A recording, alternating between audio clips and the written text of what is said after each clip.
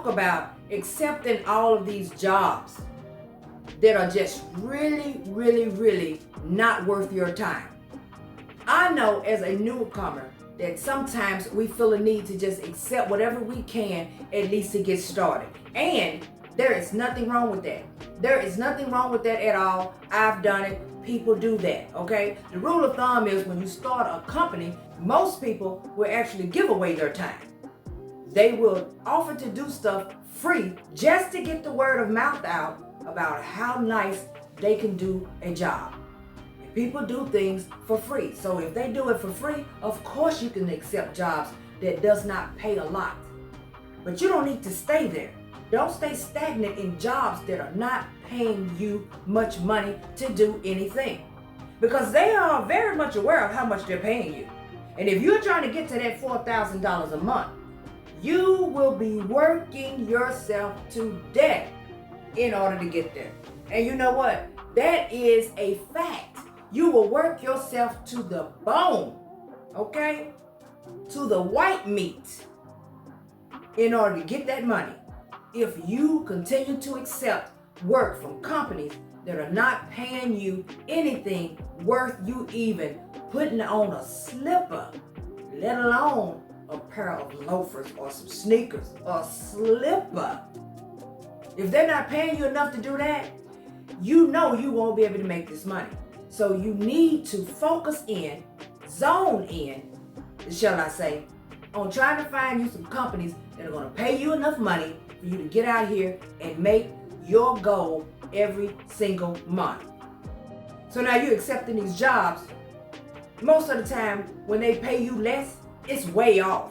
It's like way off from where you are. And I can tell you that I have experienced that, but I have never actually went on the job. But I've had them offer me jobs paying me $1 per mile, look like. $8 for 8 miles is a prime example. $8 for 8 miles. That is when I first started, and all I heard about was all of these different apps.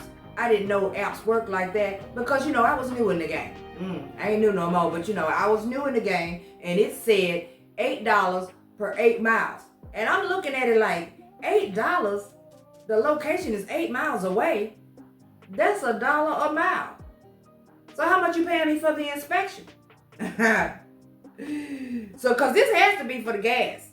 So how much are you paying me for the inspection?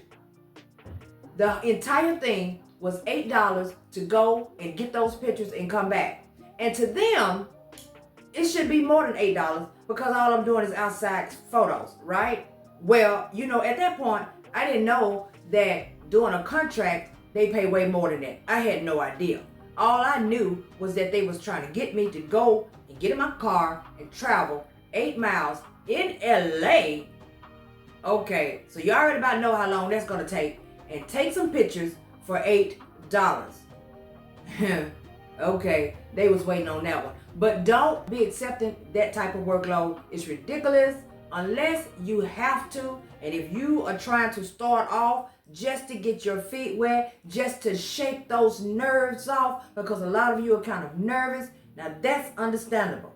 First thing you get, hey, let me go do this so I can make sure I know what I'm doing. And once you get out there and you submit it in and it don't come back, then you need to find you somewhere else to go, because now you got the gist of the basics and it's time to move on. And what also can most definitely hinder your money, let's go on ahead and make sure we bring this up, is taking these long trips to do an inspection, even if they're paying you a decent amount. Let's say, for instance, if a company wants you to go to do an inspection somewhere, and the miles may be way off more than where you're normally going, and they're paying you, let's say, $40 for that inspection. But it's an hour away, and it may take you an hour and 30 to get back. So now you got to travel over there and do the inspection and then come back. It may be an appointment to go over there. So now you're traveling there, you're meeting the person, you're getting the inspection done, and then you're traveling back. Now, how many inspections could you possibly have done if it took you an hour to go and possibly an hour and a half to come back? That's 2 hours, 2.5 hours. You will be definitely hindering your money. Now, how this works is, for me, if they ask me to go way off somewhere and they have nobody else to do it, of course you already know I'm going to ask for, some sort of travel. I'm going to ask for that, definitely. I don't waste any time when it comes to doing that. But I'm not going to go unless I have several inspections to do in that area. I'm not going to just go for one because it's taking up my day. It's actually taking up your day. Now, if that's the only inspection you have for the day, if your workload is that small and you have to just take what you can get, still do the math on it. Make sure it makes sense to travel that far and come back. Will it put a dent in your gas? Will it? How much time are you putting in the effort to do that when you could be at home trying to figure out some better companies that you can work for? But if you have to take it, take it. But if not, please let those go. So now let's talk about poor communication, meaning you don't respond to emails, you don't listen to your voicemails, you don't handle things as they come, you just don't deal with things too well. What happens is you will build up a poor reputation for yourself, and you don't want to do that. If a company is sending you emails, you need to respond to the email when you see it coming in. Don't forget that this job is centered mainly around emails. If you don't know that yet, you will learn it. This job is centered around emails. Your companies will be sending you emails. Most of the time, they're not calling you, they are sending emails. When you call an agency to help you out with one of these insurers that you just can't seem to get an appointment set for, most of the time, they're going to want you to send them an email. The emails are constantly coming in. And if you know, like I know, it's always best to just send one when you first get the files anyway. If the files have an email on it, send an email to that insured to let them know. I'm talking about strictly mainly right now for inspections that are appointment set. Make sure that you're communicating. Make sure that you are reading your emails. Checking your spam folders so nothing is in there that you are missing that is very important. Make sure that you are answering your phone. And if you can't answer your phone, because a lot of times I can't, I definitely do not answer my phone calls when I'm in the middle of an inspection. I just feel personally that it's unprofessional. I'm already helping someone right now. I will get to you when I'm finished. But when I finish, I listen to my voicemails and I call these people back. Make sure that you're communicating with people. Don't miss your appointments. Be there on time because you really do build a bad reputation. And you don't know what's going on behind the scenes. You have some people that are very petty like that.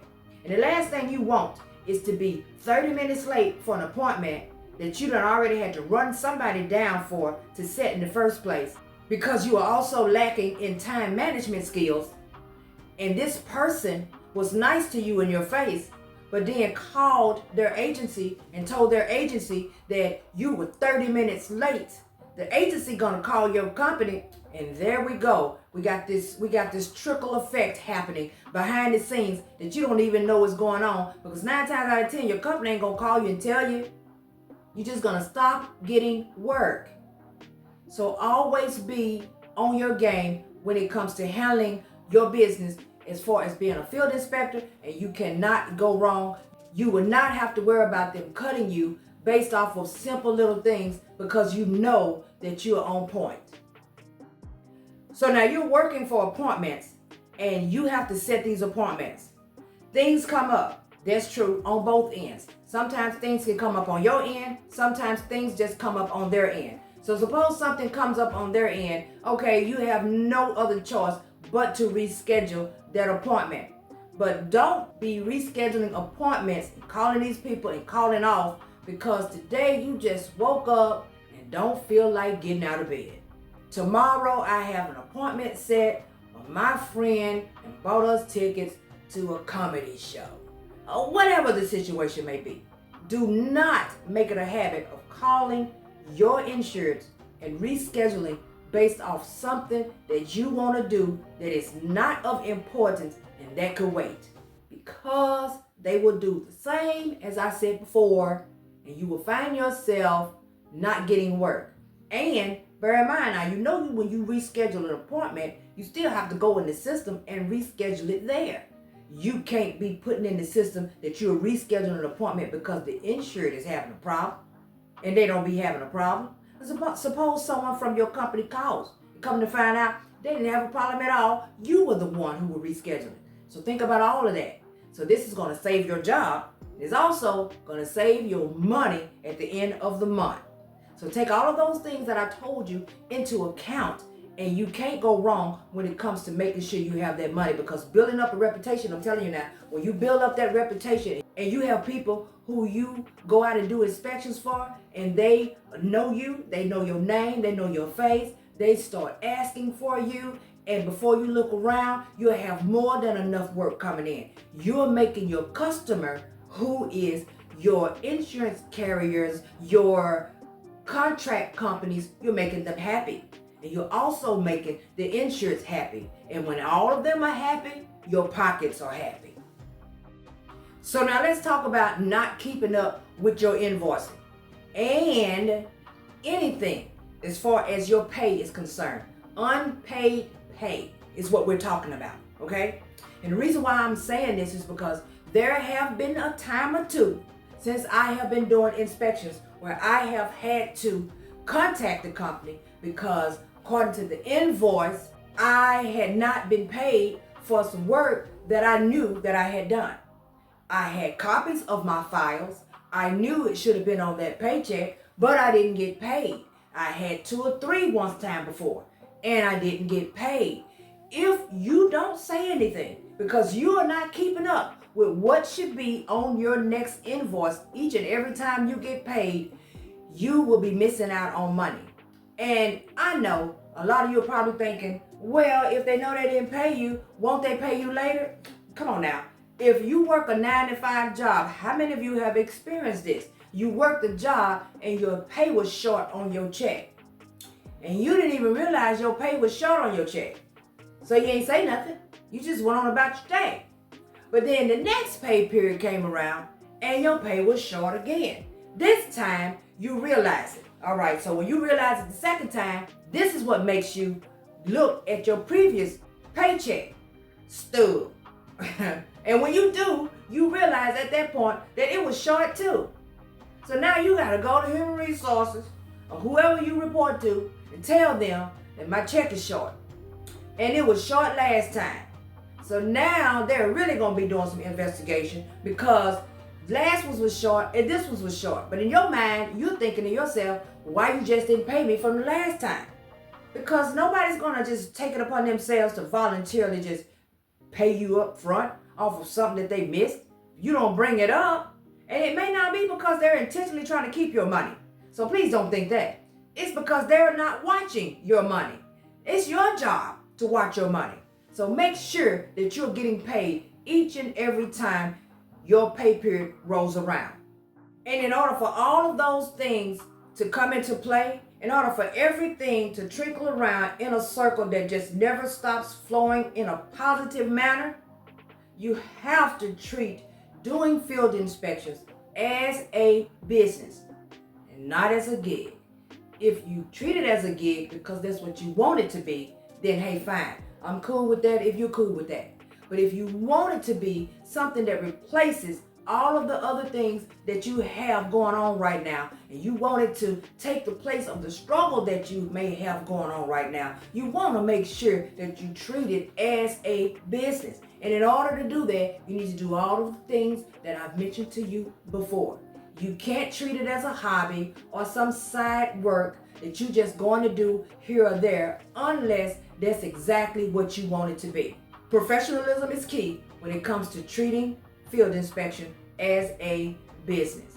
So now look, making $4,000 a month and more doing field inspection is possible, but you have to treat being a field inspector seriously. You have to treat it as though it is the only thing you have at the moment.